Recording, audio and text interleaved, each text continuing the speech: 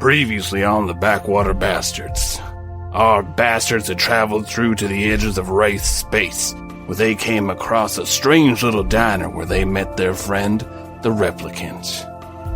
These three bastards had just figured out that something strange was going on with biolife and that they needed to go investigate the planet Eatmore. After traveling with the Veskanoth, the poor, beautiful creature had met its demise at the hands of biolife's strange mechanical beings. Now join Nelvin, a space pirate who gets dragged into weird things with weird people and enjoys a great birthday. Dr. Z, a jellyfish piloting a jelly body known as the Honey Boy. And Cleo deCap, an ursine with a human soul that loves making a great entrance with a big boom. Now join me with my bad, fake, DM Dick Dynamite accent with The Dead Song, Part 2.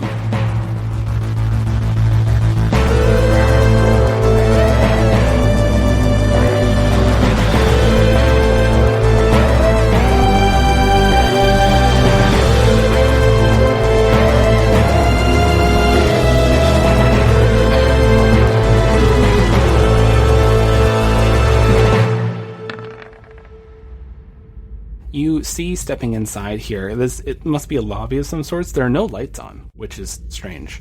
You look around, and this lobby, it has near the end of it, there's a reception desk, and you see this older-looking synthetic behind the desk. Greetings, and welcome to BioLife's first private facility. How can I help you? Step back and push Nelly forward. Taking a step, what? Looking back, like, big guy, what is it exactly we're looking for in here? We are searching for the monolith. It is deeper into the facility, I feel it. You can see further into the room, there are doors in the shadows. There's one off to the, looking forward, you see one a little bit off to the left, you see one a little bit off to the right, and synthetic, she's just standing, every so often twitching behind this desk. Do you need anything? Well, I don't know. You think I should put this thing down? Down? Why? Are you here on behalf of BioLife? Sure, why not? Can I please see your credentials? Well... The Jolly's got that. Step to one side. Z. Yes, Cleo. Z, do you got our, from the airport? Ah, yes. The diplomatic passes, yes. Yes. Look, walk up confidently and strong, and I'll be by you. Excuse me, miss. Yes, we are diplomats. Yeah, well, we signed a, we signed a thing. We can't talk to you about this, but, here. Yes, top secret, secret stuff, secret Terran stuff, and... Here's me and here's them, and, that's our associate. That's all so you'll be wanting to let this, through, because we really can't be, late. And perhaps turn the lights on, it's bloody dark in here. I mean, what are you doing? The lights have been disabled. Let me see your credentials. I imagine these documents are legit, with quotation marks around them. They're literally they're the things that Z hacked into their little their little digital passports. Yeah, it's what we use to get into New Terra. I described Cleo as being a diplomat from her Ursine half of her body's home world, and I was a assistant. They're scanning these two pieces of documentation. Okay. Greetings. Welcome, Diplomat Cleo. And you are the help. And these two are... And you watch as the replicant reaches over with a really long hand, and the tip of their finger touches the forehead of this being. Oh. I'm sorry, but I'm in a hurry. And you watch as this flesh starts to form over the synth's solid steel head and goes over their body. And it's maybe 3 or 4 seconds as you're watching this flesh just rapidly go over them.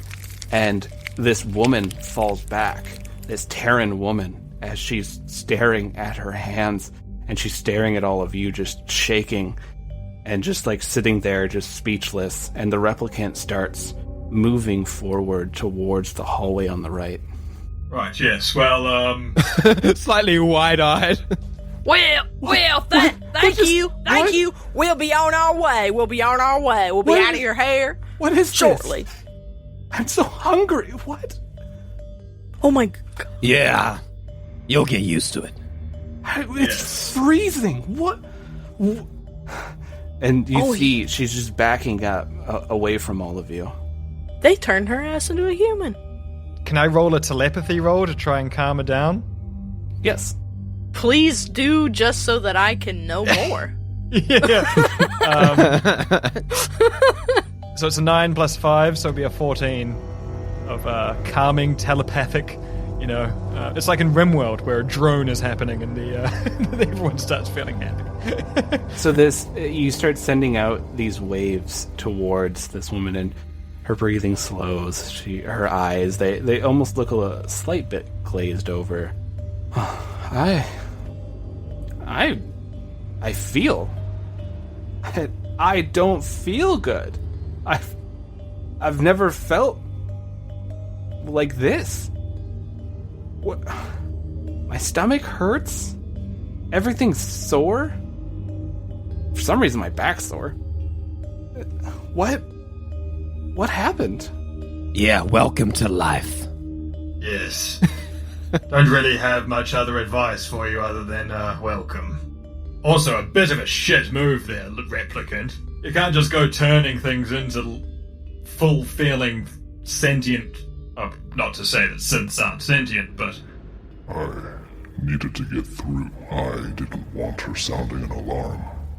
I do not have your passports. I mean, you could have just killed them.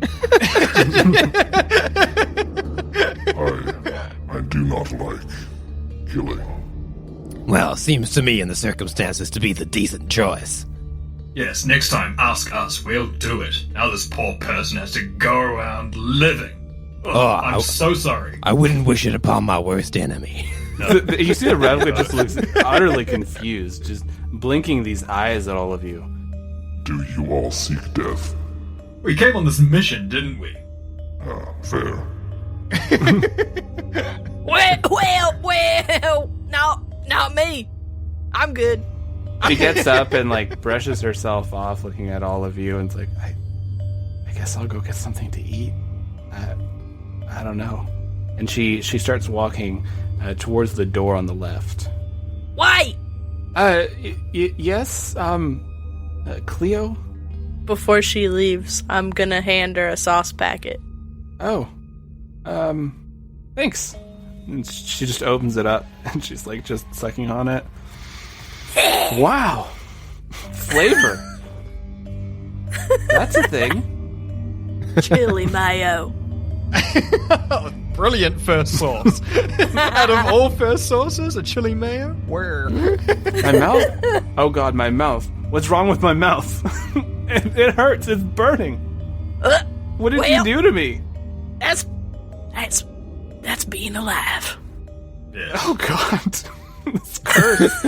It sure is.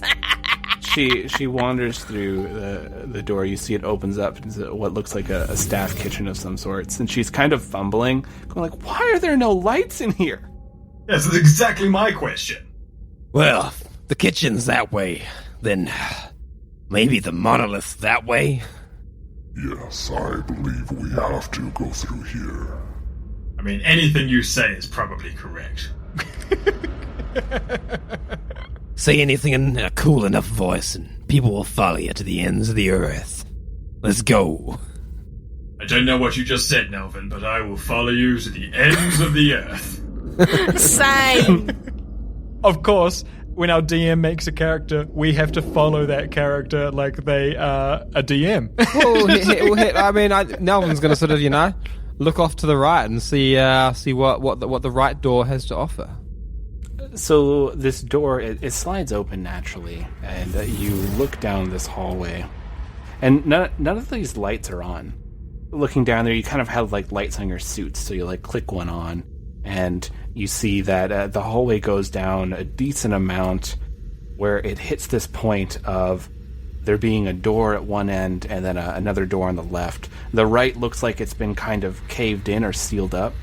Now, if my spatial awareness is correct, and it always is, that way.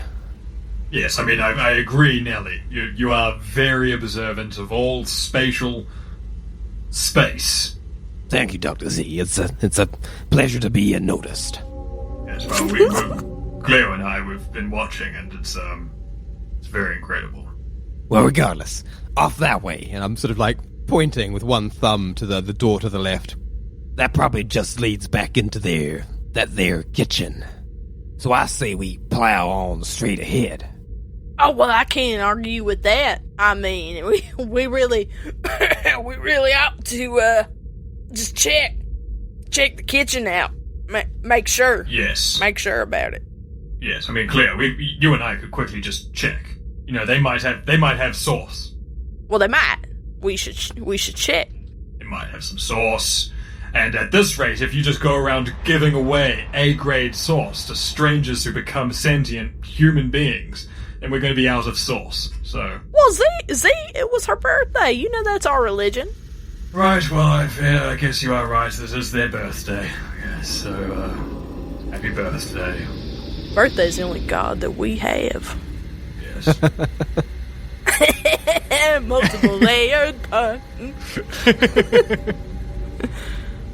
Dr. Z, you glance into the kitchen, and you just see this synth, previously a synth woman, now human. She's just eating, like ripping apart these danishes that you actually recognize, because this is a very popular BioLife junk food that people love getting. Because these danishes are actually set up kind of like like it's separated into different quadrants on the Danish, and each of these little quadrants, separated by the flaky pastry, is different flavors. So people love grabbing these. The Danish is it's known as the Ralloran Danish, because there was this wonderful creator decided to name it after his home, and it just the wonderful flavors that he remembers. And so he sold the rights to BioLife, and now BioLife is mass producing these Ralloran Danishes. Wait, can I read ahead in the future? Can I read your brain a bit? You could try. Is Jacob Colespare here in the future, and he's remembering Ralloran? We'll have to see. You can't see this, listeners, but I'm so excited because Jacob Colespare was cool. We kind of like we wrapped up our campaign right when Jacob Colespare was getting exciting too. Yeah, he was almost there. But if Jacob Colespare has somehow followed us to the future, we found another group of bastards to hunt after. There's enough wanted posters. Look, it's the bastards are like a Dan Brown novel. Okay, it's an entire secret thing that is happening in the background of humanity, and the threads are connected. You just need to find them. So you look into this kitchen. There are all sorts of boxes of these Ralloran Danishes, and there's like a coffee pot that has not been used in a long time. It looks like this kitchen is more used as a storage because nobody's been coming in here to eat. Till today. Until today. I love it. You just did the Cleo voice with the Replicant voice. It was brilliant. Nelvin, are you going to be, while they're checking out the kitchen, are you walking down the hallway a bit? I mean, I'm gonna go up and just sort of like peek through the door and see what's going on up ahead. So you and the Replicant go forward, and as you're coming to this bit of an intersection, you hear from the left-hand side, there's two voices. They're very loud, very... you can tell they're kind of full of themselves. But this is a sealed door, and you hear, "No, sale figures are going through the roof. We need to pick up production. No, I don't believe that's important. What we should be doing is trying to focus more on the PR campaign." And you can hear that coming through the door on the left. The door on the right, you see that there's a few puddles on the ground in front of it. A quick little look at the puddle and see what manner of liquid it is made of. It appears to be just water. Water. The strangest of the liquids.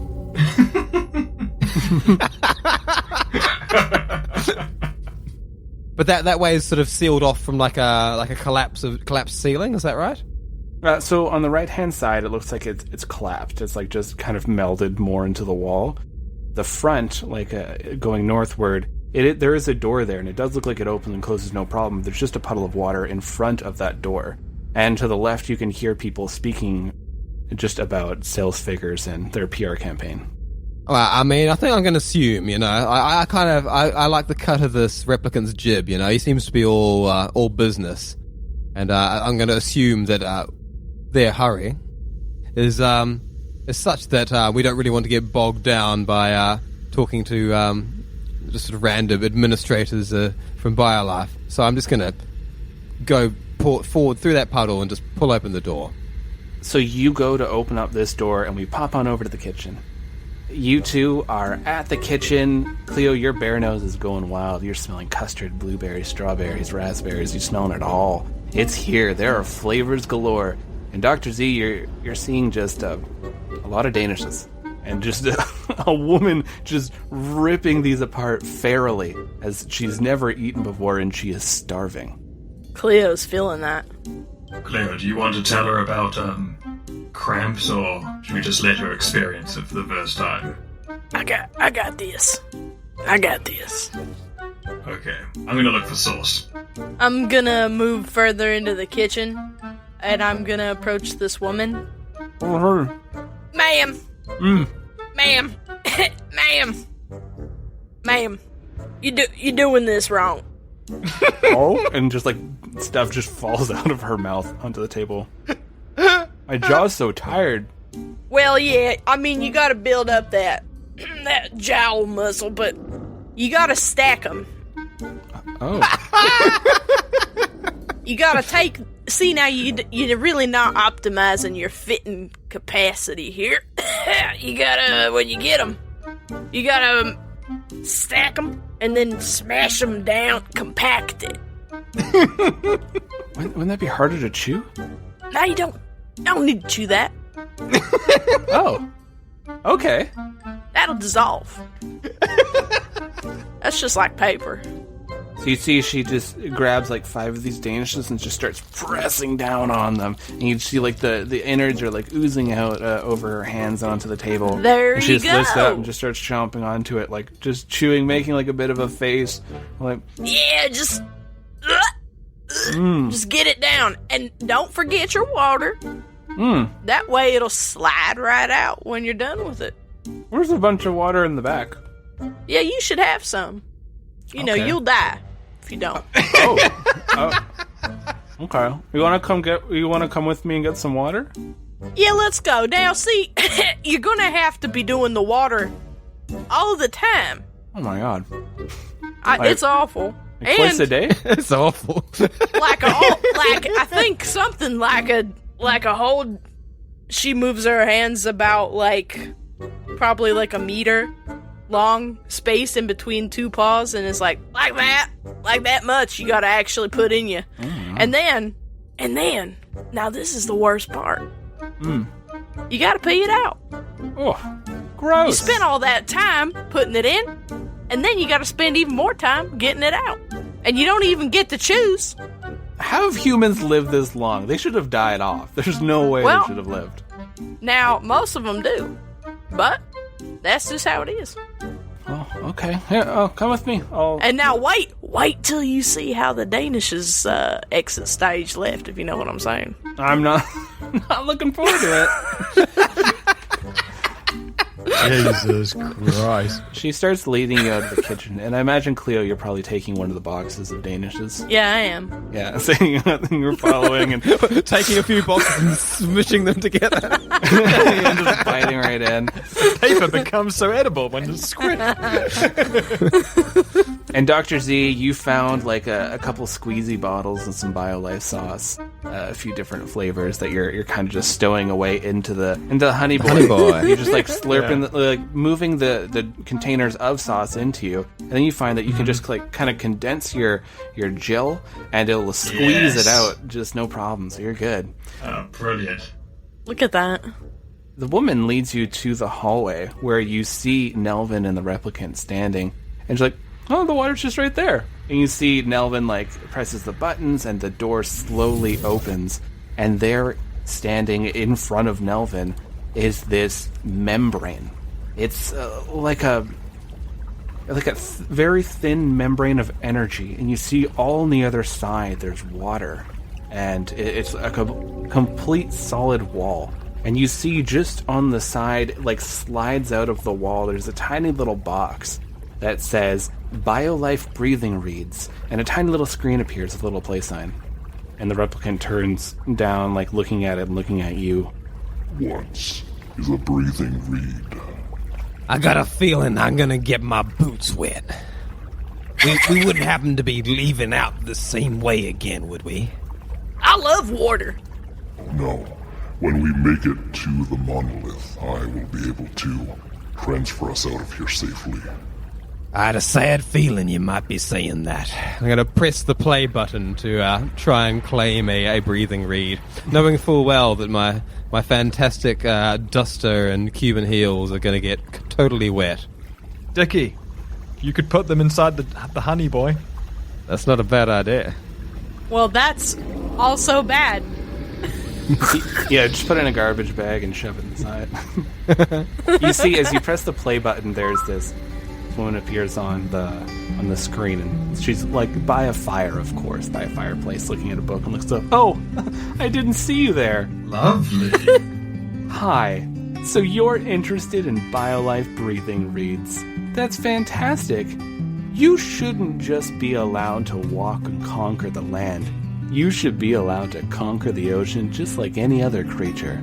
With a BioLife breathing reed, you can enter into the water and breathe it just as easily as any other amphibious being. Just simply take the reed from the package, place it in your mouth, and you watch as she puts it in her mouth, and swallow it, and then you watch as her throat bulges, and there are these like gills that start to form out of the sides of her throat. And she like winces. It's like, and in this painless technology, you can just feel the transformation happen. And if you're worried this is permanent, it's not." She looks over at the side. "It's not. This is not a permanent transformation. Your flesh will go back to normal after 24 hours. Yeah. Try BioLife breathing reeds today. I need to go in the water right now. Okay." And you just see like the screen that turned off. So good. All right, I'm gonna do that. I'm gonna get me one of those reeds. Pull open the box. I'm gonna look at the new human, and I'm gonna be like, "Listen, this ain't how you do it. So maybe you need to find a sink." Yeah. I'm just gonna go back to my desk and keep eating. But there's the water. Yeah, but you better find you some water. Yeah, otherwise she's just gonna die in a few days. Yeah. I'll get a cup or something. I'll just go grab it. Look, you got a toilet in here? You got any toilets? No. You can get water out of that. All right. You feel like Cleo probably lapped plenty of water out of toilets in her days. If we leave this person behind, they're just dying. They're dying, and in 3 days, they're dead. They might work it out. You know what? You get you a reed. Why don't you just come? Okay. Yeah. That reed seemed the person on the box said it was painless, so. Well, yeah, they did. Nelvin's going to ignore this whole thing and just grab one and swallow it. So you take the little package, and it has like a little smiley person with thumbs up, and then it shows like plus fish equals fun. You take out this little, like, green-brown reed, and you pop it in your mouth, and it tastes like seaweed. Like, it's very salty. And you swallow it, and you feel it going down your throat, and it is uncomfortable. As you feel it then, like, it stops midway in your throat, and just starts pushing outward. And you feel like it's a sharp pain as these gills start forming on the side of your neck. And you can now feel them kind of like flex up and flex down, and it's very uncomfortable. I'm a bish now. Ugh, damn. He's a mutant. Ooh, What's that line from Waterworld? dang, it's wet here. Oh yeah, mutant! Mutant. Wow, look at all this water. What happened to Earth? Don't touch my things. You see the replicant, like, just shifts their body a little bit, and you watch as, like, gills form on the side of their neck. And they hold their hands up, and you watch as webbing forms between their fingers and toes. Us too? Yeah, this is gonna be slow going. Would you care for webbed appendages? Yeah. That is the creepiest thing ever. A bear with webbed appendages.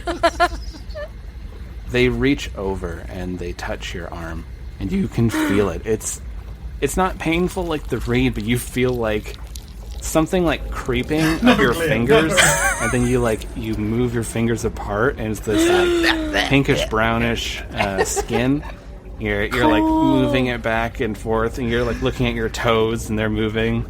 I'm a mermaid. With like bear claws at the ends of them, though. So this is like Yeah. this is the stuff of nightmares. I've already got a fan art in my mind where, like, Cleo, you're me on a rock with, like, some clams, like, over your, like, breast area, leaning over the rock seductively with webbed fingers and paws.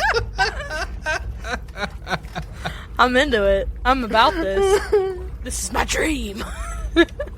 Let us continue. And the replicant steps through the water into this murky area. And what do the rest of you do? Nelvin, you now have this the gills in the side of your throat. I'm coming in. Yes, I mean, having not thought of the idea of stowing my stuff with Dr. Z, I guess I'm just gonna. I'll step in front of you and get ready to go in. And maybe I'm giving you too much of a extended hand here, but I mean, you know, you'd see all the other shit floating inside the honey boy. Wait 1 minute. You waterproof, Doctor? Well, I mean, it's not completely waterproof. I am a jelly, but yes, these pancakes are still good. Are you hungry? You want to hold some things for me? Already just taking off his coat. That food was for grabs the whole time? Wait, you saying that I could wear your coat? Only if you keep it dry. Oh no.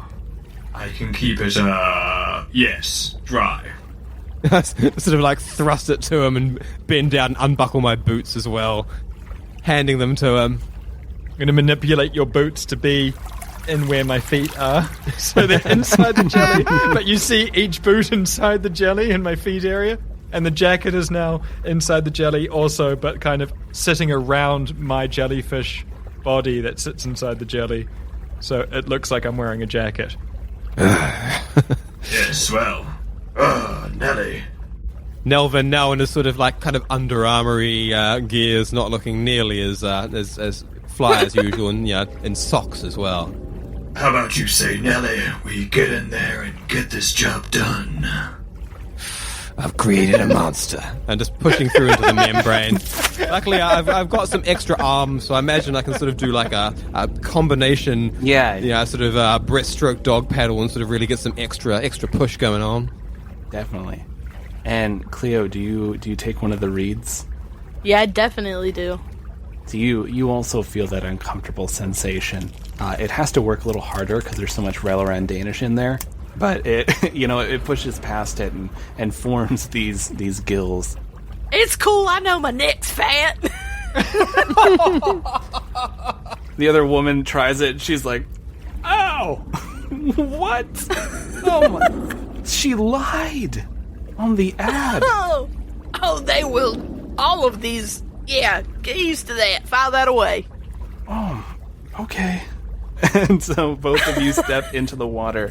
And so it's all four of you now. You're in this water, looking around. It's murky at first. It takes your eyes a minute to adjust, but every so often there's like a little glow pulsing from little lights here and there.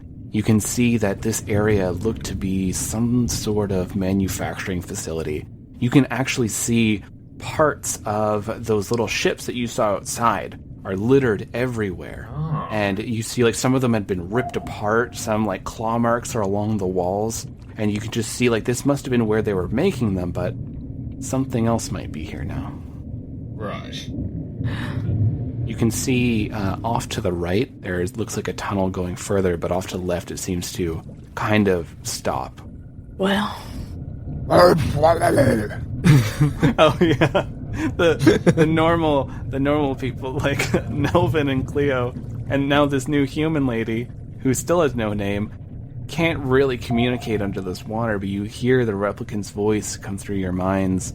I think that something might be in this water.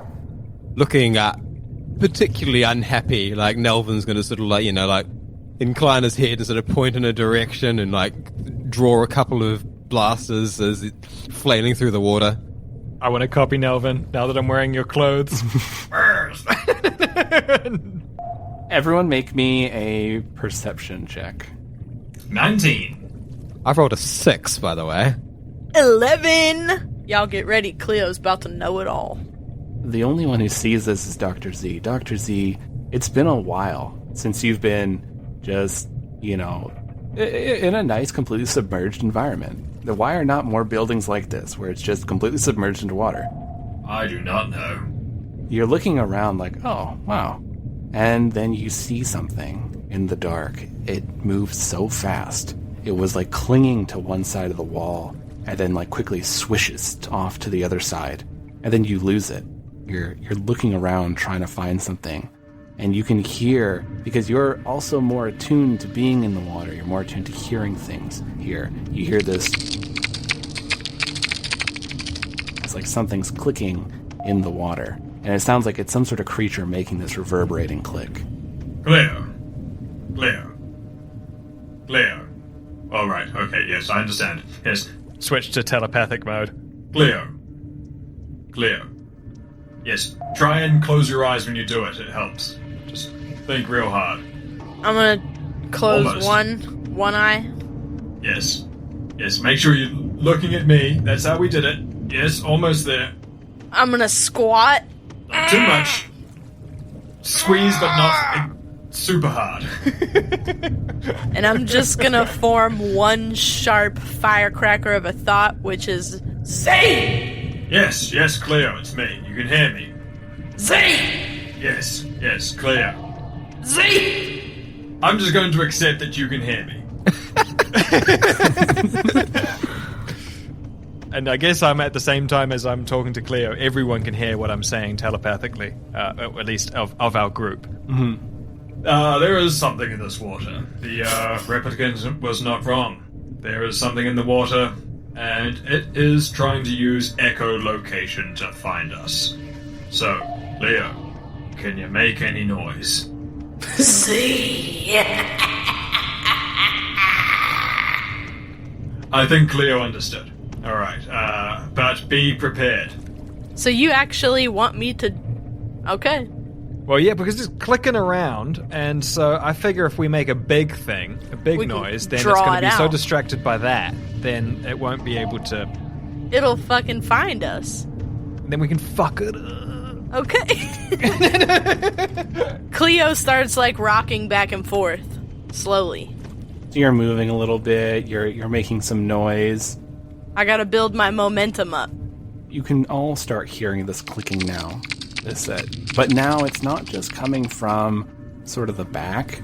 You're hearing it from, like, underneath you, over top of you. What? You're starting to hear more and more of it. You wanted me to draw this thing out. I'm drawing it. Let's draw it out and let's finish it. I'm doing a giant stomp. I'm starting up, side to side. Bump! Bump! Bump! Bump! This is like when you're in those like above ground pools, the circle ones, and then you try and get a wave going, and you have to like do the. That's what I'm doing. I'm starting the wave. Yeah. So you start seeing creatures starting to creep into your line of view, and you're seeing at least 5 of them are starting to creep out of the shadows to the left of you, and you start watching as claws are starting to poke out of the grates above you. Cleo, you're stomping your foot down, you look down, you see at least a dozen set of eyes looking up at you. Oh my god, Lucas, there's so many. And these creatures, as you're watching one of them like claw itself forward looking at you, it's a wraith. It's a wraith that has been adjusted. It has been made to live in the water. You see, like, fins have been almost, like, surgically applied to the creature. Its hands have been formed into webbing. You can see scar tissue all along its hands. You see these gills are in their throat as they're moving forward, like, clicking, trying to hear you. Their eyes are all completely white as they're moving forward. You see these wraiths, these amphibious or aquatic wraiths. They're starting like they're coming up. They're trying to come through the floor. They're trying to come through the ceiling, and their mouths are starting to elongate, larger than you think that they should. As you see these rows of serrated teeth. I don't think they want to talk. Well, I'm gonna stop making the waves now. I mean, I might draw my further 2 blasters, because this clearly calls for blaster. Well, bear claws. Yeah, I'm gonna pull out my blades, and as I've said before, but I'll say it for the first time to the replicant. In surgery, we go for the claws and the heads. We're going to do what is commonly known in a few things that I've done, a horde battle. Ooh.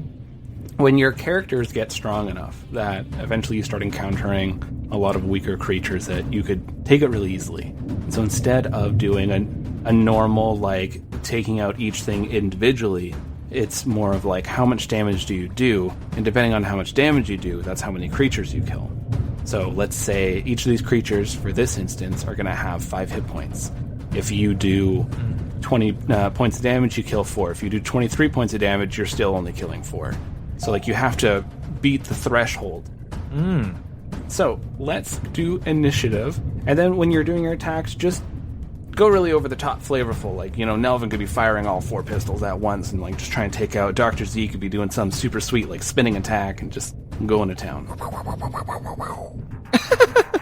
I'm loving that little webcam, Dr. Z stabby. I'm just imagining as soon as Dr. Z stepped into water that he reshaped the honey boy into like the shape of just another, like a big Atola Medusa. Because obviously the optimum form for underwater, you know? Oh, your true form. Dude, I had not thought of that, but I love that. I love that idea. I love that idea so much. That is exactly what I've done now. I have done that. Okay, so I'm going to go around real quick. What did each of you get for an initiative? A 2. A Tula Medusa. 8. And I'm on a 13. I'm in the middle of this sandwich. We're going to start off with Nelvin. So Nelvin, you see these creatures are all coming from above, below. You're trying to give a quick scan. You aren't too sure how many there are. These wraiths are looking hungry and vicious, and either they've been driven mad or feral, or you're not too sure. Well, I mean, I'm just going to start shooting. I'm going to try and take out, like, the closest ones, like all 4 pistols just firing off. Just sort of, like kicking up off away from the ground to be as far away from all the grates as possible, somewhere in the middle of the space, and just firing. And now you can do all those sweet John Woo pistol effects because you don't have to worry about gravity. And yes, we go flying backwards and then aiming for guns, down towards where I'm flying away from. Yes, let's roll that hit. Okie dokie. Oh, so it's an 11 to hit. Yeah, so also there's enough of them. Yeah, you're good. So you can go ahead and roll that damage. Come on. That's a grand total of 13. So you just start blasting these pistols. A few of them are grazing some of them, but you nail 2 of them. You get one right in between the eyes. His head like twists back. You hear an audible snap. under the water. And another one of your pistols blasts, and it goes right through the side of another one's head as it just starts floating and slowly twisting. You're watching their blood starting to fill this water. Some of them are starting to look towards their fellows as they just start ripping into their corpses and just start eating them. And we go to Cleo. Alright, I'm gonna roll plus advantage because I'm making a bomb. It's classic underwater bombs. Oh boy. Well, That's not a good roll. It looks like it'll blow stuff up. it will. And I needed that advantage because, folks, I rolled a 2, and so it's a 7. And this bomb is an underwater torpedo. So You put like a little... You take like an RC car, you rip like the thing off of it, put it on there. Well, Propeller, good thing she brought that bag of extra goodies. Yeah. But it's like, yeah, I have just so everyone knows, I have the trash bag here with me right now underwater. This situation's happening, and the tiny little lake. You know that inside water is actually the worst place you want to be when a bomb goes off. This is a torpedo. This is a torpedo. Yeah, but water carries the shockwave, and so it carries the damage. Well, we're hoping that it gets far enough away from us that it'll be better. Well, that's in the real world physics. In the real world, We're in I'm just saying, space, Daniel. This is space water. I know, and I'm just saying because it's in my head. This is space water. Yeah. Well, you're actually right, for once. And Jesus. It's okay. I love you too, Tay. the thing is this might hurt us a little bit, but oh well. Yeah, so why don't you go ahead and let's just have you roll to see if you can fire it at a good place where you can minimize the damage. So is that a regular D20 or a special D20? I'll give you a +5 because you're dealing with explosives. You know what you're doing. I like it. And it's a 20. Oh, well, you're gonna help minimize the 7. So you have this set up. You're like, oh yeah, and you slap that button, and you watch as the tiny little propeller starts up because you're like, I've been wanting to do this for ages. And you just see it just rip through the water, and then the propeller just stops. Like a bath toy. And like it just like starts like going head over heels towards these wraiths, and the wraiths are like looking at it a little confused. Like one of them goes to touch it and it taps it. Right when it taps it, it just blows up. Roll that damage. 10. So you watch the wraith that tapped it just explodes.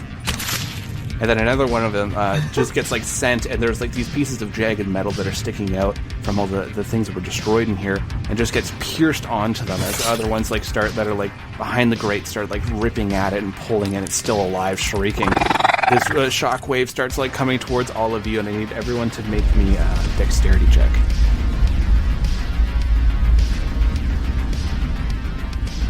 Everybody brace! And Dr. Z, I will give you a +5 as you are underwater. Oh, Dankeschön. That's nice. That's the point. Maybe I probably lose my normal D +5 because I am underwater. Yeah, I guess it would be very difficult.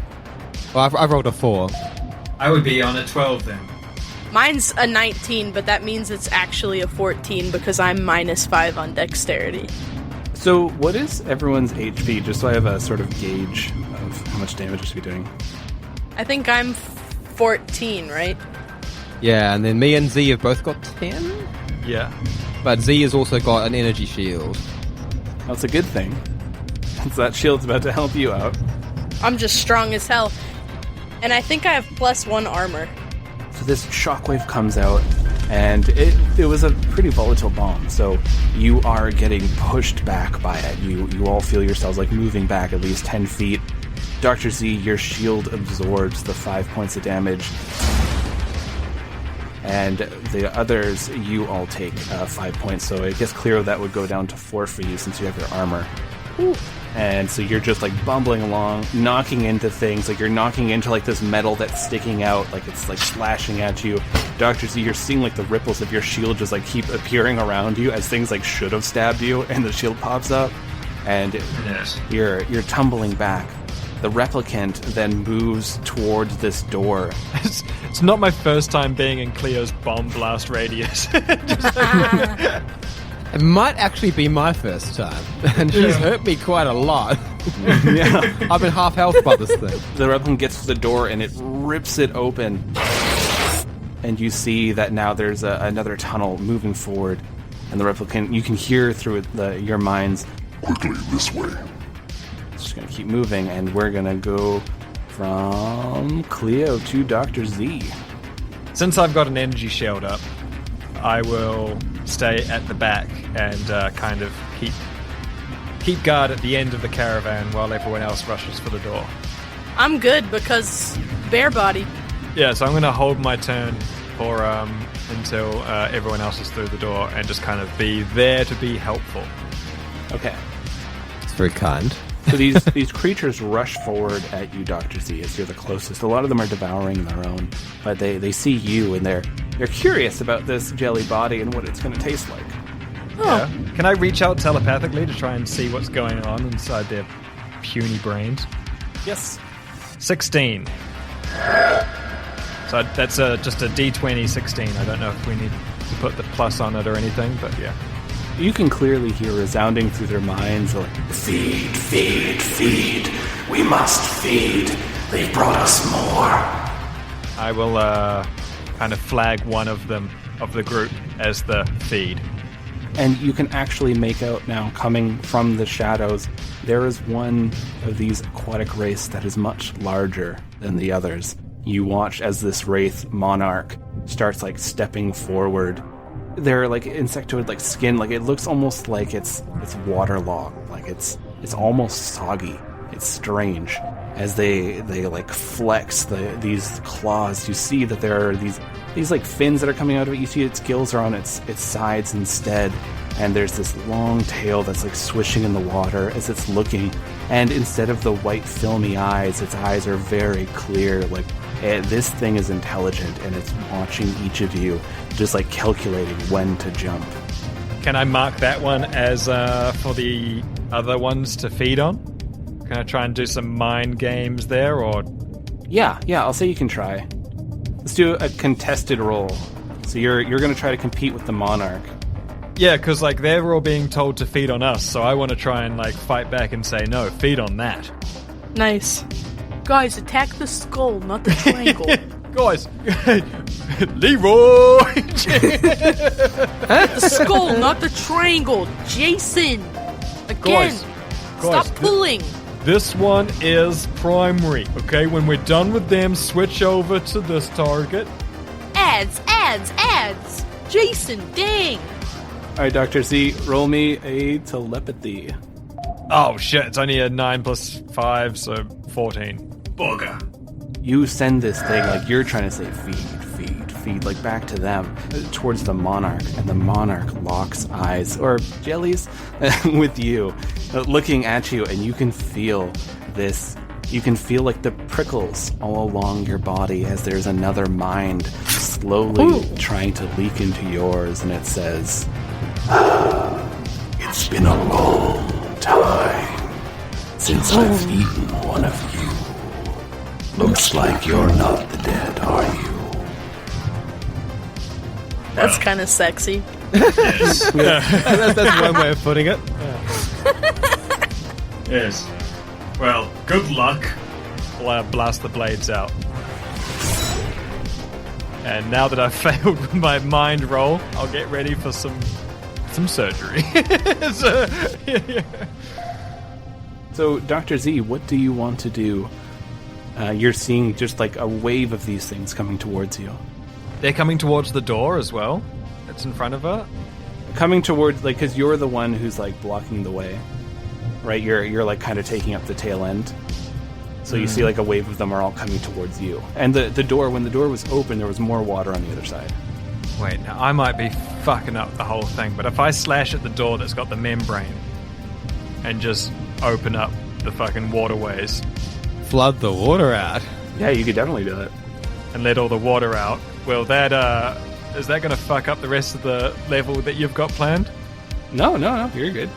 Because that kind of is the first thing that's striking my mind is that. But they're still wraiths, aren't they? They're just going to be not breathing water.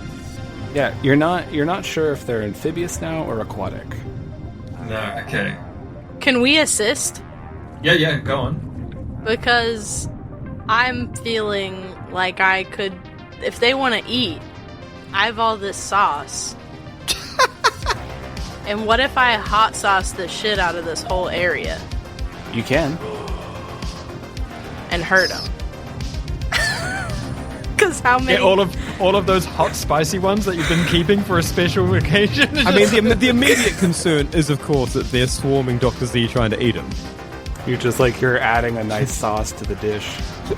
Well, but I think because like it didn't occur to me that the spicy sauce might be uncomfortable, but then when the human ate it, they were like, Something that's not used to spice is, it's obviously very, very difficult for them to digest. yeah. And I'm thinking these wraiths probably aren't eating hot sauce, so maybe they'll have a similar pain reaction. I'm not a knowledgeable person in wraith cuisine. Yeah, Dickie, what are they eating? How, like, a wraith's usual diet, what does it consist of? That's a good question. I don't think it's like massively different to most of the other bipedal creatures in the galaxy, to be honest. They eat quite a cosmopolitan sort of lineup of foods because, there's so many species out there peddling their wares. So it could be that they have like a generic tolerance to spice, like humans, right? You do have the people who really love it, but they're not the norm, I think. Biologically, not every human is like, great, load me up with chilies. I'll let you put all this hot sauce in the water. And how about this? How about we roll for it? And if you roll really well, and the wraiths don't like it, if you roll poorly, you've made Dr. Z seem like an even better dish. All right, I'm gonna get my. That sounds good. Tay rolls famously well. Yeah, I'm gonna get all this hot sauce out, and I'm gonna rip into these packets and put them all in my mouth and spew it. Like a dragon's breath. Oh, this is like Hakes' Dragon's Breath. Dragon's breath. Hot sauce. Except she's regurgitating hot sauce into the water, yeah. I have missed Tay saying And it's an 8. You spew it out. And you spew this hot sauce, and it like floats. And Dr. Z, you're ready. You have your blades. You're like, I can just slice the door here. And all of a sudden, you watch as this hot sauce starts like floating past you, and you can taste it. You're like, it's the good stuff. And the race all look, and they start like licking their lips, like they're excited. Great. And they start like crawling towards it. And you see like just one of the tiny little packages float on by saying chili mayo as it like just keeps sailing through the water. I just think to myself, Damn good stuff. If we keep like this, we'll be out of it by the end of this. All right, Dr. All Z, right. these creatures are coming towards you. What do you want to do? You have like a bullet time decision. If you get cut, it's gonna be worse. yeah, there's a door in front of me, right? Yeah, there's the thin membrane that's holding the water. Oh, bugger. I can't think of anything else other than cutting into that membrane. Oh, I think you should go with it then. That's like an answer that's written itself. Yeah, I'm gonna try and just I'm just gonna like pull out the blades and just slash at it. Make me an attack with your blades and see if you can do the good amount of damage to it. Oh, it's a 6. So you take your blades out and you slash forward. You're cutting through this, and what throws you off is that like you're moving around inside your true form, this like larger jellyfish, as you're whipping these blades, and they're going towards this membrane, and you back up inside the honey boy, and you accidentally like bump into the crown that you have in there, and suddenly you hear it again, the song. Bloody annoying song again. Starts echoing around you. You can hear this sorrow-filled song. You see this factory, little glittering lights that are everywhere, like showing what the factory once was. And you're watching as these humanoid creatures are taking these jellyfish, the Atula Medusa, and shoving them inside the machine. You can hear their pain-filled shrieks. They're trying to push themselves out of it, and they're stabbing these connectors into them and shutting them. And you just see as your people are being confined into these tiny machines, and you watch as these humanoids walk forward, and like they're laughing, this strange like kind of laughter. It's weird to you, and you see, because you can't make out defining features, but you watch as it looks like this humanoid creature just like peels its skin off, like it's taking off a set of clothes, and just drops it onto the ground and says, "That's what you get for escaping the colony." And then the song fades as like you stumble over and you look down, and there was this tiny bit of coral that was like carved into this like what looks like a little tiny instrument that maybe one of the Atolla had to like kind of keep their spirits up. And you had bumped into it and then bumped into the crown, and just this echo of this song went through, throwing you off as your blade tried to cut through the membrane and ended up like cutting into this wall. You do see some of the water is leaking into the hallway, but not enough to make that big of a difference as these wraiths just descend upon you. I just get very angry at all of that. Bloody song, these bloody wraiths, and all of this bloody water everywhere. What's wrong with a good old fishbowl? Well, if you're going to have it, then come on. They're clawing at you, and you watch as your shield... how much damage can your shield absorb? It's just a straight 5, so he's lost it. Oh, I'm shieldless then. So you see these wraiths are clawing at your honey boy, and they're taking pieces off. Some of them are trying to eat it, like realizing like, oh, this is gross. And so like bringing it back up, and they're just like tearing in, trying to get at you. And this wraith monarch is walking through the water, just very slowly and confidently. She's just like following her horde as more of them are like pouring out towards you. You take 2 points of damage at the moment because you're trying to fend them off with your swords and everything, but you do feel like a few nicks now on your form as they're starting to get through. And you see like one of your bottles of sauce ends up getting pulled out into the water.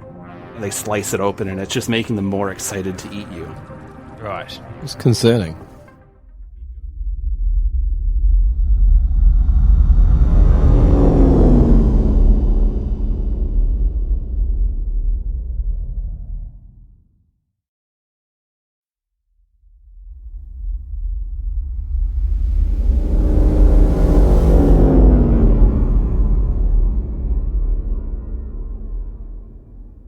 We go to Nelvin. I'll give Dr. Z a thumbs up and a nod for the distraction and spin for the door. You just get the hell out of there. I love it. Hey, but I've got your jacket and your boots. Yeah, you better be getting out. Yeah. Nelvin would be saying something like that if he wasn't underwater.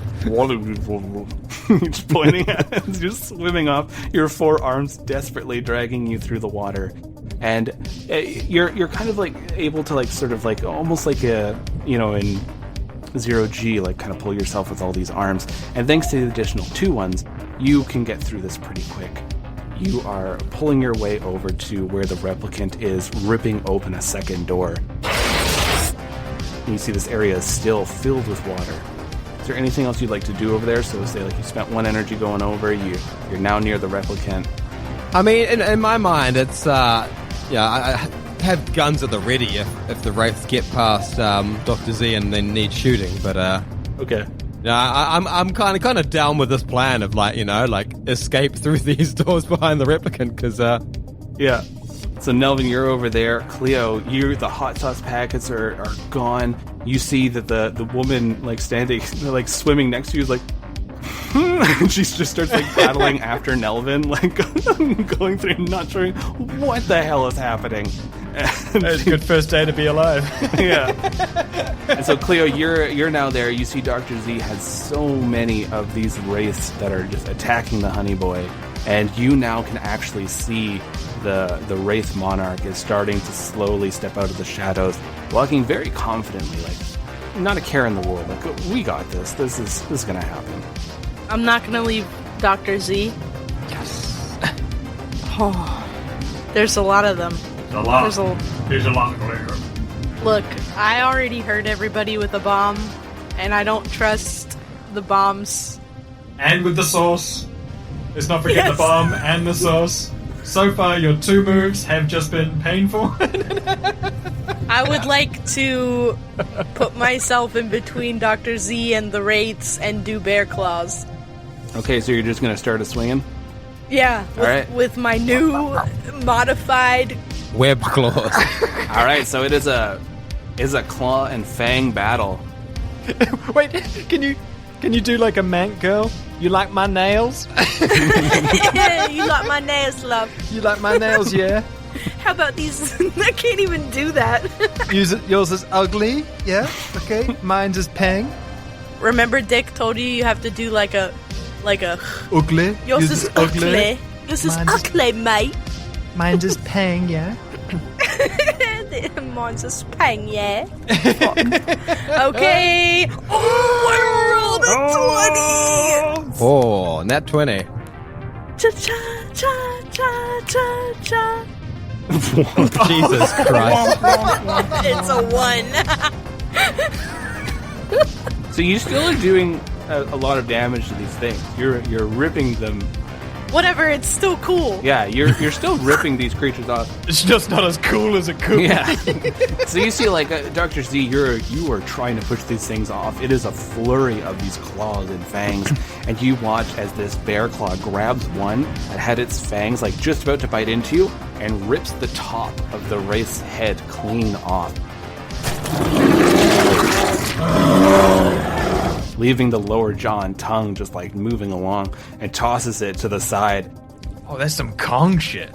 And it just starts like, you hear this bestial roar as Cleo, you feel more of the bear start to like move into the headspace. Like Cleo's getting pushed a bit to the back as you start just ripping them apart, and you're just losing it in the blood.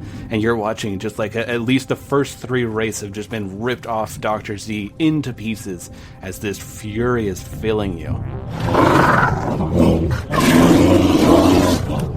Whoa. And so now you see like they're kind of backing up a little bit and hissing as Cleo's there, and the Wraith Monarch narrows her eyes as she looks towards you.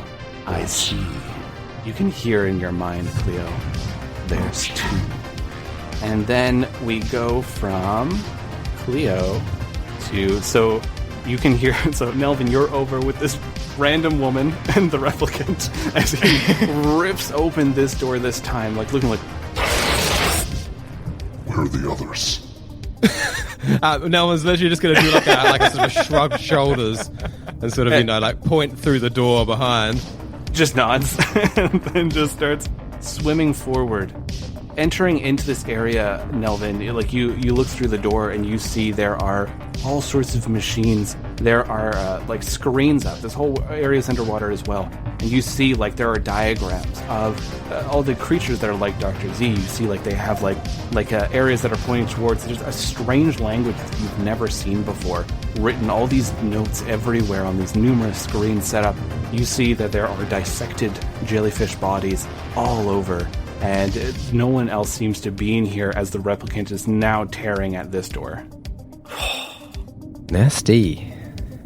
We go to Dr. Z. So you have, the wraiths have now backed up a little bit. Let's say you have like about 5 feet between you and the wraiths. And Cleo is there roaring.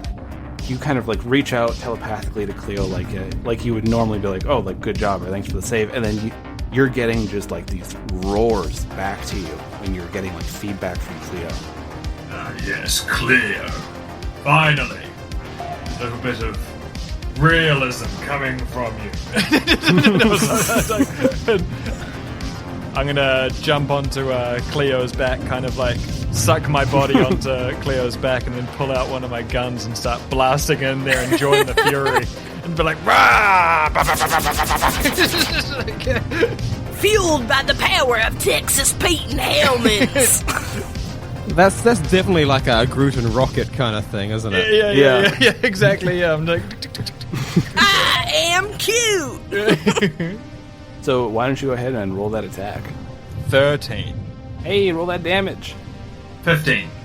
All right, so you're just blasting away. You see like wraiths are ripping apart, and now they're actually like They're really giving this pause and moving backward. And the monarch is like looking angrily at her minions as like her spawn are all starting to get too afraid to come towards the two of you. And she starts to rear up. You see like these spines are starting to elongate off of her body. You watch as another set of arms that were folded start like lifting outward, and you can hear this like coming from her as she's like starting to adjust her body, and it looks like she's ready to launch herself at the two of you. So what would you like to do? Fuck the mission. Let's get this fucking bloodbath going. I start going side to side. Oh, wow. Just like, I don't know. Cleo's in bear rage mode, and I'm fucking. All right, Cleo, are you doing that classic like two animals come up, slam into each other, and just like attack kind of thing? Nellie's got the mission done. Him and the replicant can go and do the thing. We're like, I mean, I'm in berserker mode, so... Go ahead and roll me that d20 then and add 5, because this is a combat of strength. Banana-nana, da-na-na-na-na-na, banana-nana. Okay, it's a 12. That's plus the 5. So So the epic music stops then. look, the even with the hubris of like fucking Jelly and Bear can take on anything, just like that's how it is, man. You feel it, but exactly. You rush forward with this jelly on your back. This bear rage is filling you. As you slam into this Wraith Monarch, you're rolling, you're attacking, you're ripping parts off of her. She's attacking you. You take 5 points of damage as like chunks of bear skin, like fur and like armor and everything are being ripped at. You're attacking each other savagely. You've lost Cleo. Like Cleo's not in the department right now. Right now, whatever this bear is just angry, and you're ripping at this creature. Roll me a d20 plus 5 again for another strength contest. Oh. Okay, I'm gearing up. Come on, Cleo. Bear magic, bear-ass magic. 7. You've rolled Oh my even God. worse. How is this possible? I gotta pay for that 20 I got earlier. Exactly, you gotta pay the toll. So you're attacking, and you see a moment the Wraith lifts her neck as she's coming in to like bite towards you, and you dart below, and this water, it's giving you just this extra mobility that you're not used to. The replicant made these webbed paws and feet for you. You dive forward, you rip the throat out of the monarch as you triumphantly just like eat it. You like chomp it downward. You feel the blood like flowing out. All the Wraiths are shrieking, moving away. But as you look down, you see the Wraith Monarch has shoved all 4 of her claws into you. And then like her body is like tensed up. And you take an additional 3 points of damage as you've killed the Monarch. But now you're pretty wounded. I think you've got 4 left. If my count is right. You are feeling rough. You are looking bad. And you can hear the race all scrambling. Cleo. And I'll quickly plug all the holes with the jelly body. Oh, that's nice. Dr. Z, roll me a medical. Yeah, as you're going to try to stop the bleeding. It's a 12, so it'll be 17. You are sealing up Cleo's wounds, but if you get off of Cleo, those wounds are going to start bleeding again. No. So the fact that it's underwater, the blood is moving too fast. So you are like, the honey boy is now the new armor over Cleo, and Cleo, you're coming back. The bear rage has subsided as it's killed the other alpha in the room. And you've come back, and you hurt so much. And you can hear the replicant just, like, ripping doors open. Cleo, quickly, grab the pancakes. There's more pancakes. Just eat something. I'm gonna start eating the pancakes, but I'm gonna tie the Wraith Monarch around our neck. That's a big-ass trophy. So you're dragging its body. Like a mantle. You're dragging this body along, and like, you know, like when you watch a kid who's really sad, like they scrape their knee and they got a treat and they're trying to, like, you know, eat a popsicle or something. That's what it's like. You're watching Cleo just sadly eat. Because it hurts so much. Not sure if that's because of my hot sauce or what. Yeah, the hot sauce in the wounds is not a great feeling. Definitely, there's no way that helps. So you catch up with the replicant as they're tearing through doors, and you see all this information that's about the creatures that are from the Atula Medusa. That you see all this like information on their bodies, their anatomy, the psychic energy, but all of it's written in this different language that none of you recognize. And you see when the replicant, every time they look at the writings, you see they become almost frantic. You can hear like this hurried thought process coming through, like their telepathic link to all of you is leaking outward, just what they're thinking, like, No. They're supposed to be destroyed. They're supposed to be gone. They can't be here. As they're just ripping open these doors. Oh boy. I'm gonna like look and see Dr. Z and give him like a pleased nod that he's still here with jacket and boots intact. The jacket is a little ripped up. Oh. The boots are fine. I guess nod back and then just immediately go back to trying to like comfort Cleo. You know, The little boy plugging the dam. Yeah, just like holding the blood back and just being like... It's like a solid effort to hold this. Cleo, you're bloody amazing out there. I mean, quite bloody, but also amazing. And it was really bloody amazing. And spicy. Yes, I mean, it's a bit spicy as well. Very spicy. How many could we maybe make a deal and save the last of the chili mayo for back on Reese? Yeah, I won't open anymore. No more chili mayos, yes. I got them. Yes. I'm carrying them. You tear through like the last door as you're just trying to comfort Cleo in this really pained state, and you make it into this next area. It's like an open cavern. You see that there are crystals lining the walls. They're giving off this soft hum. The water itself gets warmer as you're looking at each of these crystals, and you look at them, Dr. Z, and it clicks. These are nurseries. They're empty, but these are where they would hold the eggs for growing more of your people.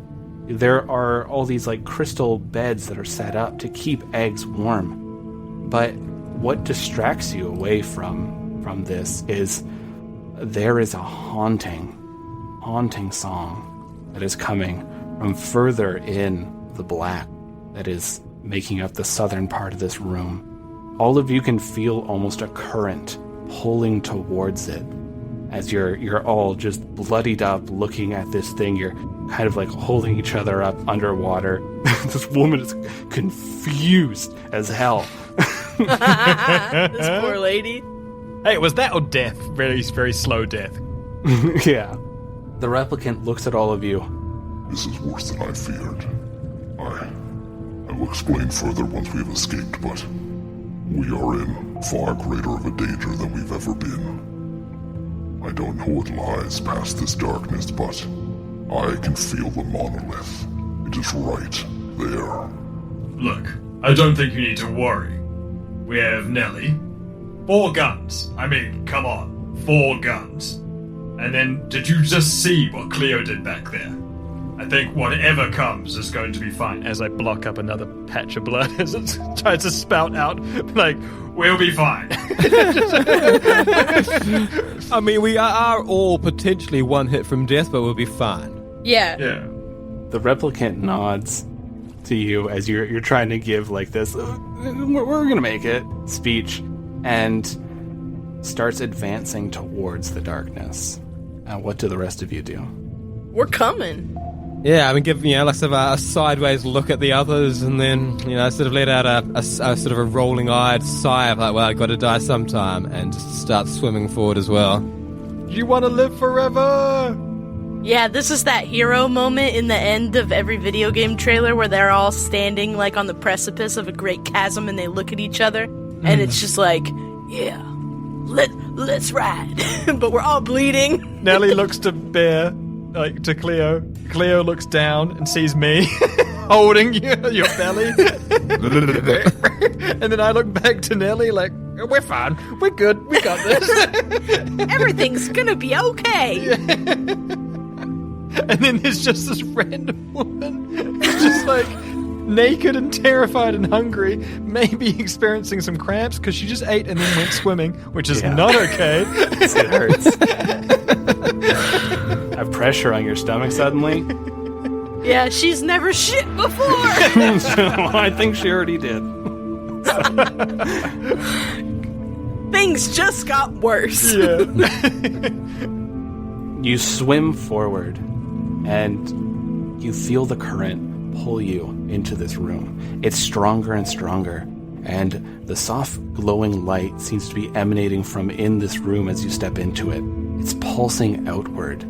You can feel such pain, all of you. Not just the physical pain you're feeling now, but you can feel something that's affecting your emotional state, this sorrow. You hear all these voices coming together much deeper, and Dr. Z, you are hearing this song without even touching the crown. The rest of them are hearing it with you. You start swimming forward into this current, and you watch as this vast amount of gray and black Atola Medusa swim in a whirlwind. This colossal group of them swim and swirl. And at first it appears that they're swimming in chaos. But after a moment, you realize there are dozens synchronized routes that are going in. And there's an old story from your world. One older than anyone can remember, but the cautionary tale exists for a good reason. In times of great peril, a song will call to you, but you must never sing it. You must never sing the dead song, lest you bring about a great doom. You see, as hundreds of your people, all corpses, swirling, singing this song, and forming this giant ball of chaos, and you can feel the reverberation of energy. And because you came in here, because of the chaos, the disturbance, the ripping open the doors, the different pressures now in here, it seems this song that was almost dormant, was just like sitting here, is now awoken from someone else coming in here, someone bearing the mark of nobility, someone calling out to them, and you've activated their dead song as they're now swirling about. Ugh. The replicant turns towards the three of you. I don't know what this is. Oh, well, tell you what it is. It's a bunch of idiots who still believe that there is someone above them who should tell them all what to do.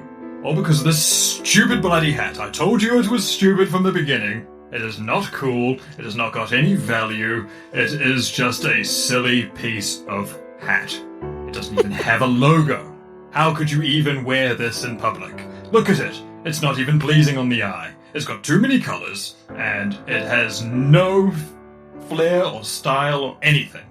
Are you saying they're waiting for someone to tell them what to do? Yes, and that's bloody stupid. And I'll break the hat.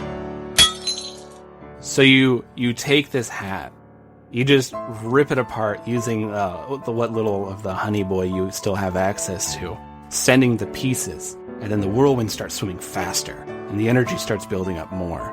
And the replicant looks over at you, Dr. Z, and looks back at all of them. Then perhaps you should show them that they can be free.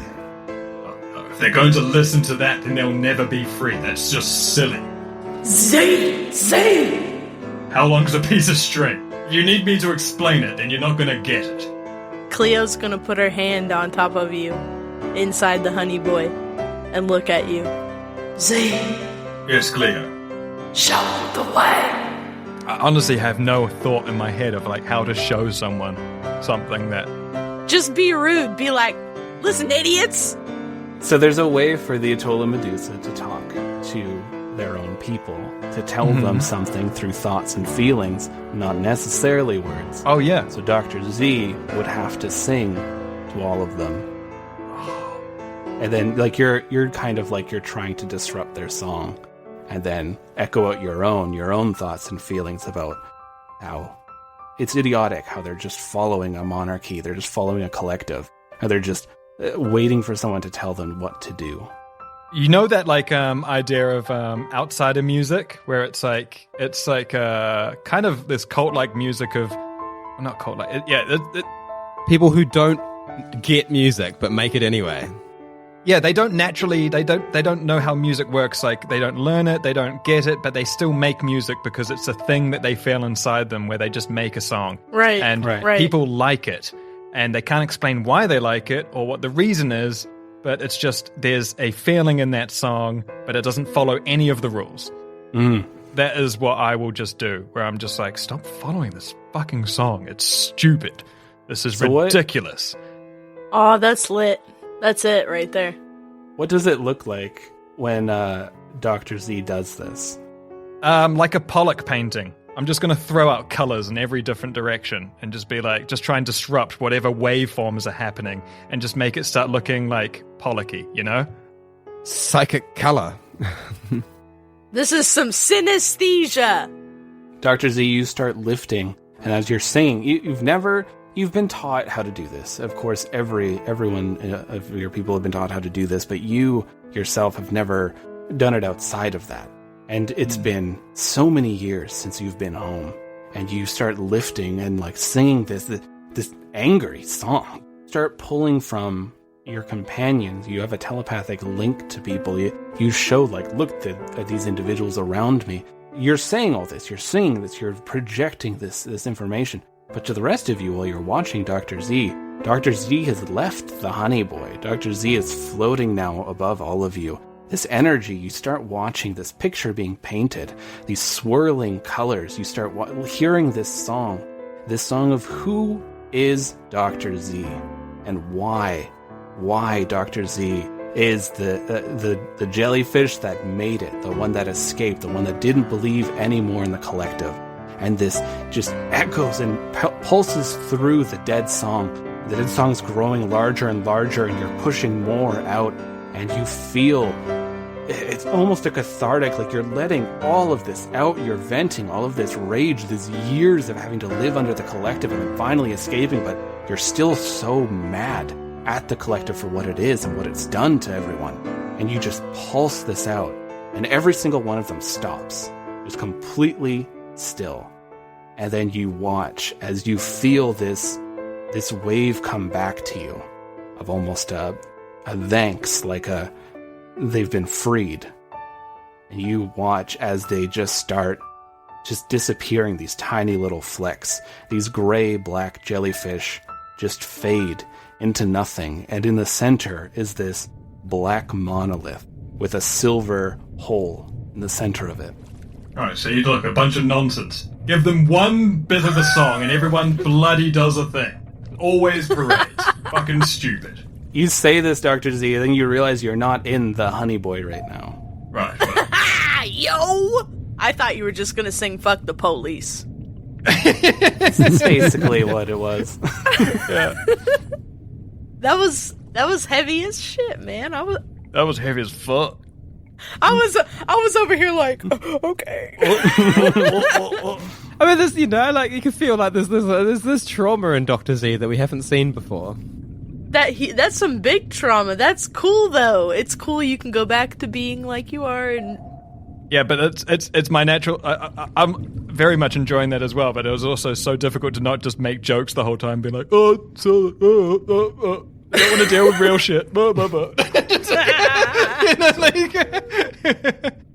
replicant swims forward, touching one hand onto the monolith. You watch this glow, this black light, start to emanate from it, and you feel yourselves being pulled. It's like a strange, like suddenly you get pulled, like this feeling in your gut, like you're falling.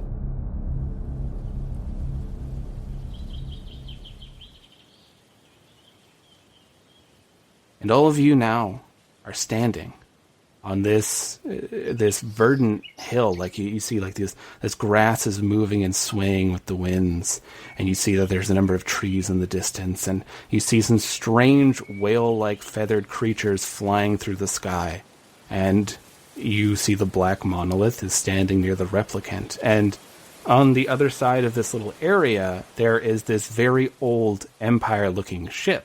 It's like the whole antique car for old people kind of thing. Like you're looking at it like, wow, how is that thing still running? And the replicant turns towards all of you. I'm sorry all of you were hurt, but thank you. Thank you for helping me recover this. It appears that the universe is once more in a great danger, and I have a lot of work that needs to be done. On top of the credits I promised you, I have a few gifts that I feel will be important to you. And you see, walking over to this tree that's near you, the replicant grabs just this cloth bag and hauls it up and comes forward. You see this orb is taken out. There's these swirling purple colors inside of it. The replicant takes the orb and places it in Cleo's paws. This orb will help you talk to the other you, but only when you're ready. Only when you feel that you're ready to confront the other one inside you. You'll know when it's time. This orb will glow. Take care, and do not let it take over you like it did earlier. You must find balance. Cleo's gonna take the orb and just pull the clown horn out of her armor and honk it once. The replicant honks their horn with a solemn nod.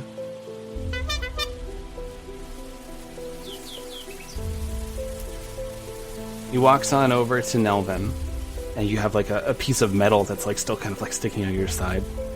The replicant reaches down and places a finger on your forehead, and you feel this pulse go through.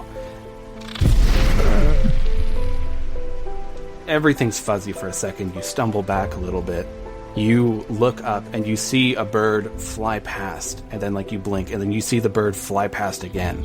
And like you're having this weird double vision where you're seeing things are starting to happen, or at least the probability of things are happening, and you're having to focus. I have felt something inside of you, Nelvin. I'm just simply opening the door. This was always there. This is the sight. You can foresee probabilities. Damn! Know that not every probability is a certain future. It's just something that could happen. Well, you know what? I appreciate the gift and all, but, do they always have to hurt? Unfortunately, many things that move us forward in our form will come with a bit of a growing pain. Dr. Z, I'm sorry. The pain I had to put you through.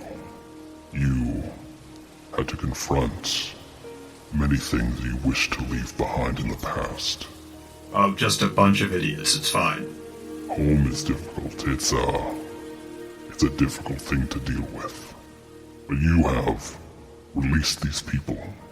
These colonizers. They were a group that left the collective, it seemed, but they still had not learned how to find their way. They were captured by beings known as the Farid. They are skinwalkers. They wear the flesh of beings on different worlds. It appears they've infiltrated this one, and probably many more. I feel BioLife is their invasion front. I have a lot to do. I was originally going to give you the crown, as I figured it may have held an importance, but I was wrong. No, did you see it? It was completely unaesthetically pleasing. I mean, just too symmetrical, too many shinies. No. Where was the logos? Where was the branding? The merchandise? The feeling of The feeling of having something special and unique that no one else could have. You have helped me recover something deeply personal and important. What can I do for you? I would help you. Right, yeah, let's just not talk about this again. I don't know. I actually can't think of anything right now. I think I have an idea. As long as you're okay with this, Dick. I was thinking of Dr. Z's big thing is hacking into machines, right? Always reaching out. And Dr. Z also has a telepathy to try to influence others. But maybe Dr. Z could have more of like an advanced form where like you can like affect a limb, like make the limb act on its own. You don't have to take control of the full person. You can like take their feet out from under them or make them attack themselves with their own rifle. Like body mage hand. Body mage hand. Yeah, pretty much. Like you control, you're puppeteering them instead of like taking control of the mind. So like kind of like hacking the individual nerves rather than the brain kind of thing. Right. Biohacking. Yeah. Biohacks. What do you think about that? That's cool. I mean, it's not far off what he can already do, but I sort of see that there's a sort of specific, like more of like a quick little one-shot kind of blast to it. I like it as well. Like meat hacking. Yeah. Yeah. So then you could do it to more things, like not even just like intelligent creatures, even just like Right. flesh around you. You can try to manipulate. You can manipulate the nerves rather than the brain. Because that's electrical. Yeah. I'm into it. Aw, that is kind of intuitive, isn't it? Because a brainwave is an electrical response, so I mean...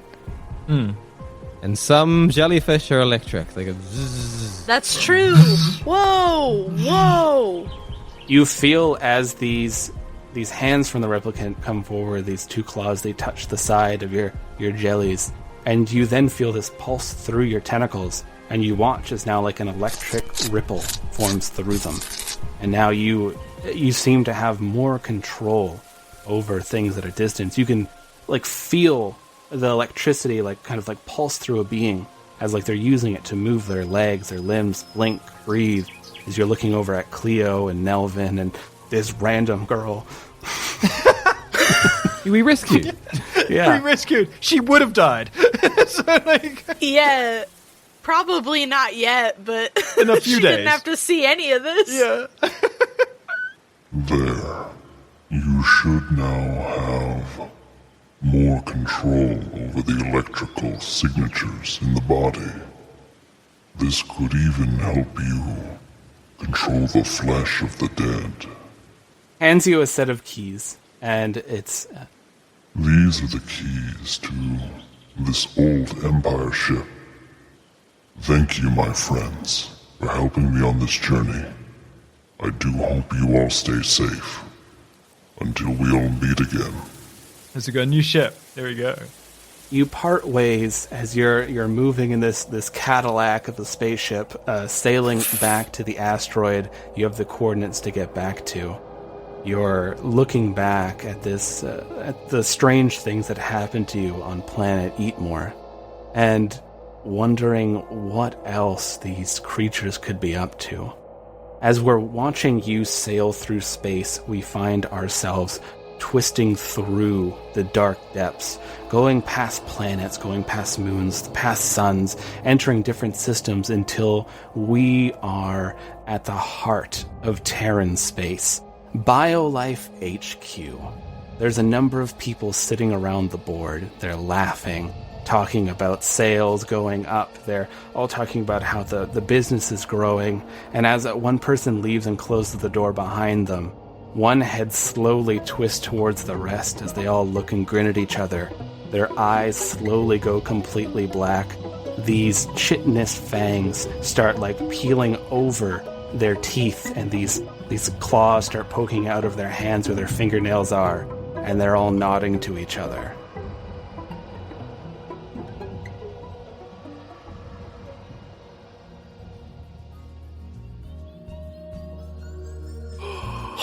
Reader rather than there. Oh my god! BioLife is evil! I mean, we did know that already. Oh my Oh, that was so cool. Why you try to make me feel things, Lucas? I ain't good at it in real life. I ain't not good at it in fucking fake D&D. Yeah, but that translates into life. Dr. Z as well, because that is, Dr. Z is a very stoic telepath. I can't believe you managed to get us to go through an entire arc within an episode. Have we ever done that? That is insane to me. The only time I ever managed it was the really basic one on the ship that we did the other day. But I was noticing as well how Lucas was doing it. He was like, okay, well, as soon as there's nothing happening, I'm gonna railroad moments, and they were like railroaded, like not railroad, like, but you know, railroaded moments of like, this is happening now, and then this is happening, and it was perfect so for good. a group like us, because if you give us an option to read a receipt, we will read the receipt and then break it apart and be like, we could have got a discount code on this, and then go back and talk to the cashier and be like, I'll talk to your manager. And it's just like, like we will. Well, and that is plenty of fun if you don't have anywhere to be. Of course. But No, that was so good. I feel like railroading gets a really bad rap. Like, it's very useful for one-shots. Railroading is great. Yeah, like, if you have, like, a large story to tell, of course, like, letting the party wander is great, but I feel like with railroading, it has its time and place. Like, when you're trying to run a one-shot, it's really easy to just kind of pick back up and like, kind of direct people where to go, because you have a short, limited amount of time, so you're like, oh, I have to tell these story points, so A, B, and C. I think one of the most fun moments of this, though, was being able to just jump into this world and, like, really, really build onto it and just have fun, like, go wild. I was curious at that, actually, because I loved your world building there, and I was like, I was wondering, like, how much it aligned with yours, Dickie, as well, like, because I was like, oh man, this is... Like, have you guys been talking previously? We have talked a little bit. There's Okay. a few things that Lucas okayed with me first. Oh, okay, because I was loving all of it, and I was like, oh man, I hope that this But, is all like... lots of that is like, I literally only gave him the sort of basics of the atoll of juices and like the location of where this sort of thing might make sense and so on. But No, I loved it. I mean, it was so cool, and I was thinking like, it was just such great world building, and like what we know and love from Dickie is that like, Dickie, you love like a collaborative storytelling thing, and then hearing this kind of other DM approach. Oh, just gives us story. like even more things to call on. Because I mean, I've already adds so much I've spice. used BioLife once again Yes, already yeah. in the main storyline as well. Like very sort of just a brief like, oh, I'm gonna have an evil corporation, might as well make it BioLife. Yeah, So- I love how it. I like, love it. I love how they like were feeding each other as well, and I was just thinking like, oh, this is like, because with DMs and players you have that kind of storytelling collaborativeness, but with this kind of unique approach where we have you, Lucas, coming in and DMing for us, it was like a DM storytelling with another DM, and then we get to watch it, and it was just, It was like it's a guest cool. writer on a TV show and stuff as well. Yeah, you know, where you exactly. get- It's so Yeah. cool. It's so cool. You have such a great like system set up, like especially when you're using space. Like it's so vast, you can bring in things, and I love the idea. Like I think it was the first episode you had already like different creatures that weren't synths. So you had like strange, like even that little pink jelly guy that was there at the very first episode. Like you made it very clear right out the gate. There are things out there that they don't fall under the labels, like the Terran Wraith synth. So like you created a really easy setting to like come in with a new idea. Oh, I am losing my voice after talking for so long. Oh, dude, you Yeah, nailed it. especially That talking like that. That was so good. I love the Replicant so much, and I was always kind of like, because at the end, the Replicant's like, I'll call you guys if I ever need help, and I was like, the Replicant's never gonna call us. Fuck. Of course he is. But then, That's such it's a good still- in for like a spread out, like ongoing storyline, you know? Yeah. It's a nice and easy one that like it can keep like popping back in as like the whole guesting thing, because I wanted to bring in like a slow invasion force, and I asked Cleo, like, do you have anything that's going on right now? It's like, no. I'm like, all right, here we go. Yeah. And so I wanted something that obviously it wouldn't affect the main storyline. It wouldn't like be like, oh, there's a giant armada coming in. It's just a slow, silent invasion of people coming in through corporations, and they're basically testing all the prime species, seeing like, well, what do we have to worry about? We had like an entire group of sentient jellyfish that can rip things apart with their minds. All right, how do we beat that? We have these wraiths that can mass produce at like this alarming speed. What can we do with those? And they just like they're testing, and just eventually they're going to hit a point where they're like, all right, looks like we're ready. Fuck, that was so good. And I like that. my favorite thing is the origin stories, and that ball is gonna kick off Cleo Day. I was like, as soon as you suggested it, I was like, because I don't know, it's like they did it in I know, like in Marvel Comics, like something happened where Wolverine suddenly got all his memories back, like because of some event that happened, and then they went and did the origin stories back to his birth kind of thing after waiting decades and decades. And it sort of struck me as like, if Cleo can get in touch with this bear, that's the perfect opportunity to have like this sort of flashbacky episode and do Cleo. I was thinking though, oh my god, that jazzed me so hard. We're going to get to this point where when we wrap up our current sort of storyline, and then we'll probably release this, we'll probably do our musical when the egg hatches, we're going to have all these sort of like little more disconnected things, and that would be the perfect time to do origin stories. You're doing a musical? Yeah, We're going to try and do a musical. Oh, we are going to do a musical. Fucking stoked. I love musicals. Yeah. A very special birthday episode for the Wraith egg, because it's finally going to hatch. Yeah. Oh, that's great. What you described there of like that slow taking over of things, we've talked about it on an episode before, but it's gradualism. Yeah, you were talking about like they have those organizations like in the UK and stuff. You were talking like the Fabian Society. Yeah. Oh. They like all of the labor parties are like Fabians. But yeah, gradualism was that ancient Roman technique of like just slowly build a Starbucks around them, and eventually they would be drinking Starbucks, you know, like just slowly build up your culture around a culture, and then eventually they'll become yours. And it's just like, exactly.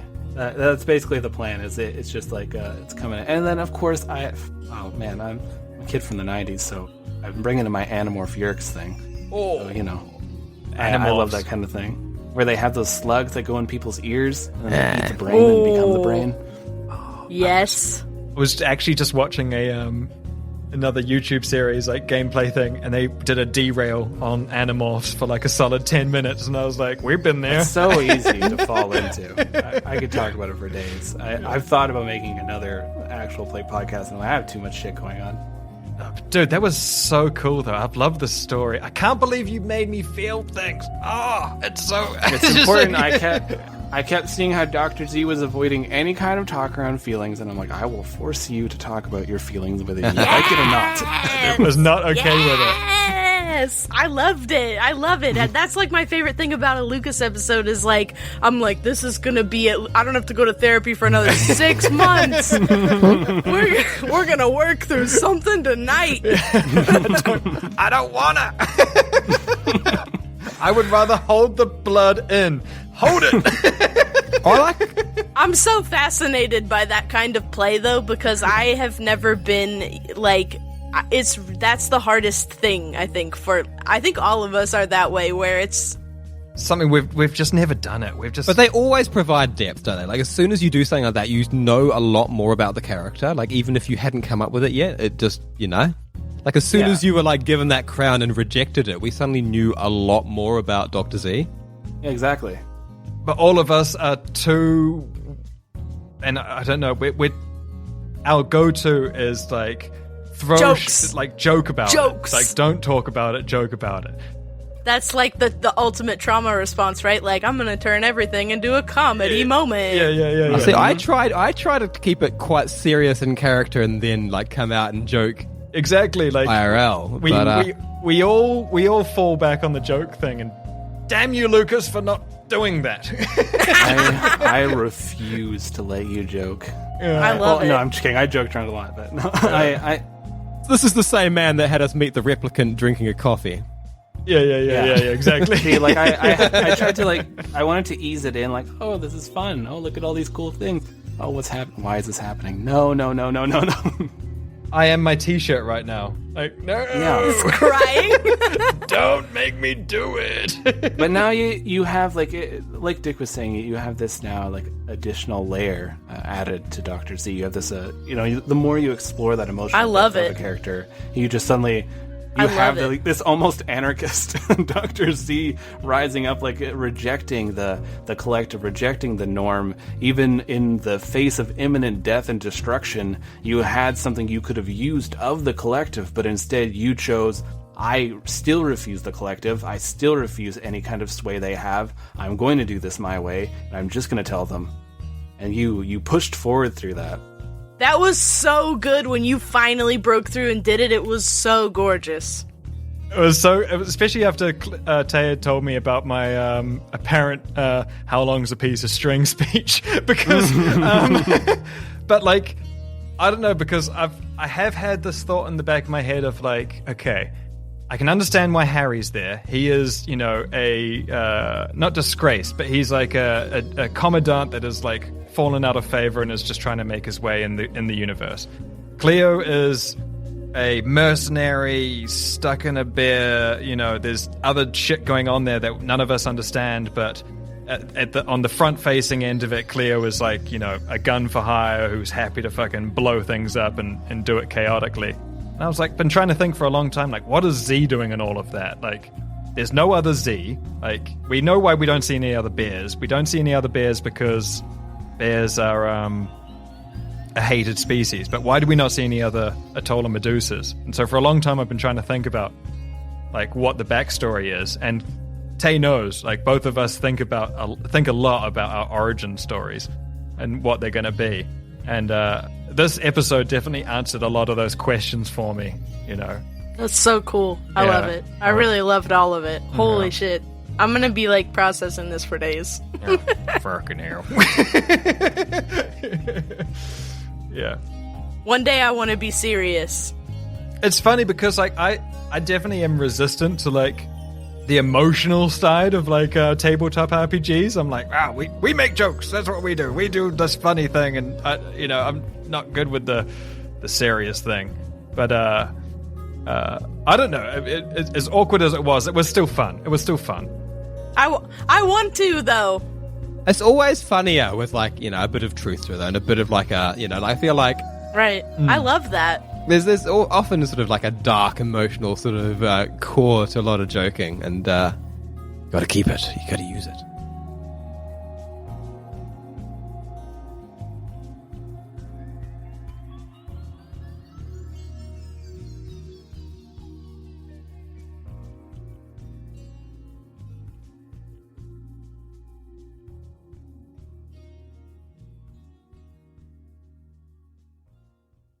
Hey, space trash! Hey, yeah, you! Yeah, you! You want to be a bastard? Oh, here's how.